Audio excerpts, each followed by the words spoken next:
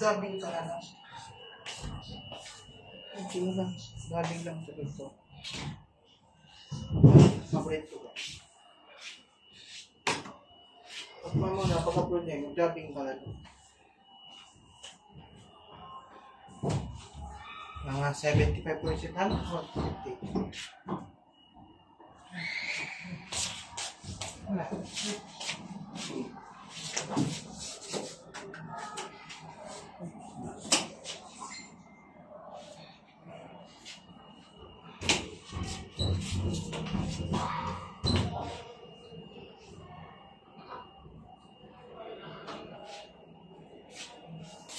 Balik ka dito.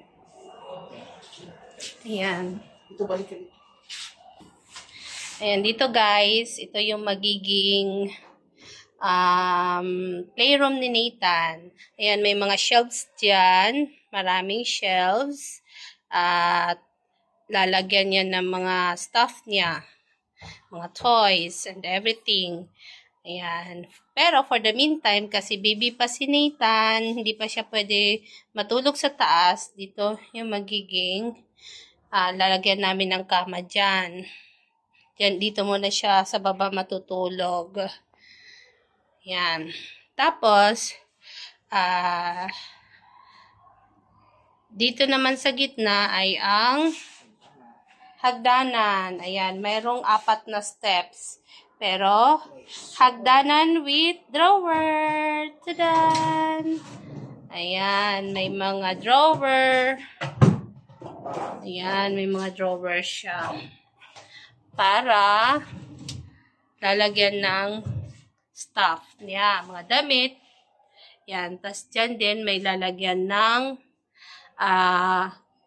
mga shelves din dyan. Yan, akyat tayo guys. Yan. Ito na yung update. Then, ito, mayroong cabinet dyan sa gilid. Ayan, ito yung kama. Single bed lang siya, single bed. Yan, wala pang harang. Yan, nandito naman sa kabila. Same size, another single bed dito. Pero, lalagyan pa yan ng harang. Ayan. Bago na rin yung ano niya, kesame. Ayan. Pinataas. Then, may mga pulse beam ba tawag dyan? Mga beam pala. Ayan. Ayan. Pina-high ceiling siya. Okay. Dito naman sa side na to. Ayan. Ayan. Dito yung magiging study room ni Nathan. Ayan, may mga shelves dyan, bookshelves para sa ano. And then dito, lalagyan dito ng folding table para sa, dito sa side na to, para sa, ano niya, pag mag-aaral siya. Ayan, dito lalagyan yung mga pang school ano niya, mga books, notebooks, anything na pang school. And then dito, nafo-fold lang siya. Para if ever tapos na siya pwede magamit siya. Ayan. Marami siyang tulugan guys. Meron dito sa taas. Ayan, dun guys hindi pa nagagawa. Kasi meron tubo doon. And then, dito pwedeng pag halimbawa marami kami gusto naming matulog, sabay-sabay kami sa isang room, ayan, pwede dito. 2 tao pwede makatulog dito sa baba, isa dito sa taas, doon naman isa naman, and then dyan naman dito magiging 2 katao din. Then dito sa ano na to, space, pwede din matulugan. Ayan. Yung aircon hindi na namin siguro ipapa-adjust, ipapa-change dito. Pero titingnan pa namin. Kasi kung matapos na lahat, susubukan namin buksan yung aircon din kung okay na siya, yung lamig niya sumasakop sa buong room, okay na siya. Dyan pa rin siya. Kasi plano namin ilagay siya dito, ipagpalit lang yung bintana, pero hindi pa yun sigurado.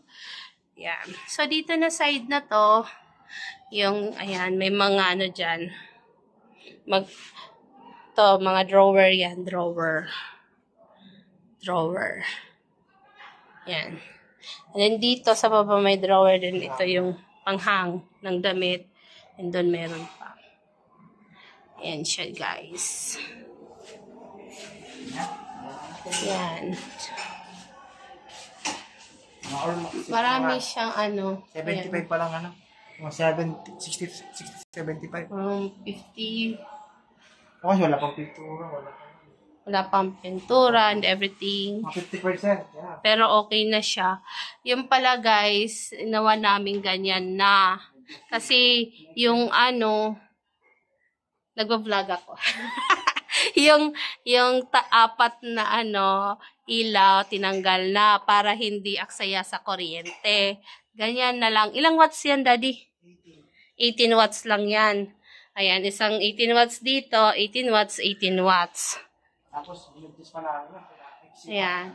Anong tawag din? Yung tawag dito, yung sa sprinkler. Mahaba kasi yung tubo niyan. Pinaputulan namin para tumaas pa yung kesame. Yan na siya, guys. Maganda na siya. Ito hanggang dito lang kasi may fan. Yan, pag matapos to guys, maganda na to. Ito, may mga wirings dito para sa ilaw kasi lalagyan din dito ng ilaw para maganda. Yan.